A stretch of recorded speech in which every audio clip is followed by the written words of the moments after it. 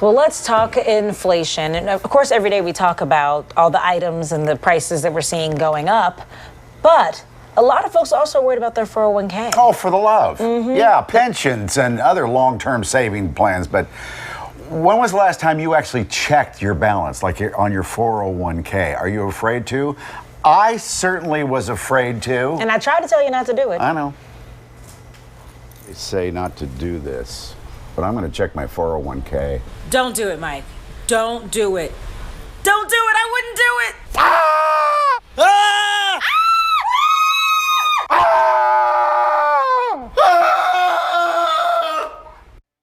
Corey was pretty good there. All right, we have our financial advisor, Rob Wilson, is here now to answer some of these questions. The first one right off the top after all that screaming is, should you check your 401k balance or not? You absolutely have to check your balance. Oh. You absolutely have to do that. Listen, if you have a kid and the kid goes and scrapes his knee, right? You don't go, he'll be fine. And, that wound's going to heal up. My parents did.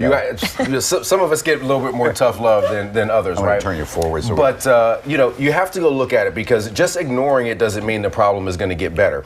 A lot of people haven't really understood what they own inside of their accounts. They don't know what those boxes that they checked on those forms when they filled out their 401k mean. Right. So this is a great time to actually do some inventory, understand what you own. Doesn't mean that you need to panic or go and do any rash decisions. You know how people are, though. People will just leave their bills in the envelopes on a desk and don't open it. That way you don't have to pay it. But you can't be doing that. You got to look. Those bills aren't going to pay themselves. That's So you true. got to look at it. But some folks do say, well, it's long term, and so don't freak yourself out now. Is that we should be freaking out then? No, you should not. You should not freak out. But see, for me, I tend to not freak out when I understand and I really know what's going on. So I'd rather you have a firm understanding of what's in your account than just sort of hoping and praying that everything is going to work out. Well, no matter what, you should start saving now, right? Yeah, you absolutely have to start saving. You need to continue saving through these periods of volatility. I mean, the longer that you have money making money for you, the better off you are. The number one regret that I hear from people with regards to their savings and investing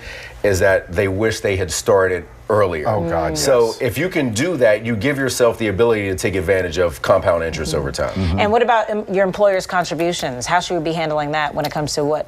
So this is one of the biggest tools that you have in order to save for retirement. If you have a match at your company, you have to contribute at least up to that match because that's 100% return on every dollar that you put in. You can't find that kind of return anywhere else. So you need to take advantage of that if you have that at your job. If your employer comes to you today and says, would you like to max out on your contributions? Say yes. Yes. Now, listen, everybody's not going to be able to do that based on their budget. And certainly in periods of inflation, when costs are rising, you may need a little bit more of that money in your pocket versus going into your 401k. But if you can, yes, you should be maxing it out. Well, I guess this is no time to feel lucky and take risks.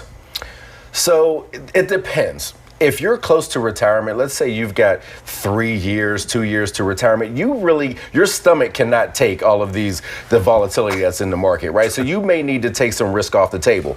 If you're in your 20s, okay, and you've got 40 years to save, yes, now you should continue to put money in there. You can afford to take a little bit more risk, and that's how you're gonna really build some wealth over time. So what if we take a look, and with what we're seeing that we're losing. What are options? What do we need to do next? So I think you should draw a line in the sand and say, listen, I'm okay. I know the market's going to fluctuate, but if it goes down to a certain point, I'm going to take some risk off the table because you know what? You can always go buy an investment again, but you can't let it go down 30, 40, 50, 60%. I mean, that's just something that's very difficult to recover from. So maybe you say, I can take a 20% loss, but beyond that, I'm going to really make some changes. Would you try to pick out a stock that is more risky and get rid of it?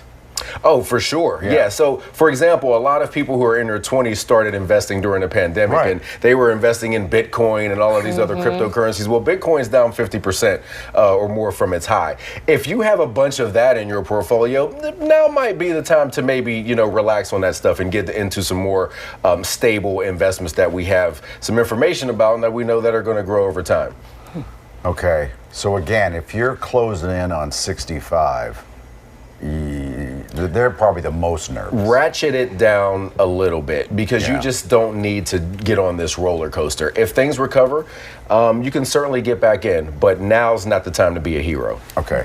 So go look now, do your screaming. I know that one of our directors, Ben, he looked at his this morning as well. Do we have? That's him. He's smiling though. Yeah. Corey, who also works on the desk overnight, he looked at his this morning. Yeah. Well, I didn't say it was going to be fun. Okay, he probably did the best of He all the wins the screams. best scream. It's the falling off at Thank the you, end Rob. too. Thanks for having me, guys. Good to see you again. Good to Thank see you. you.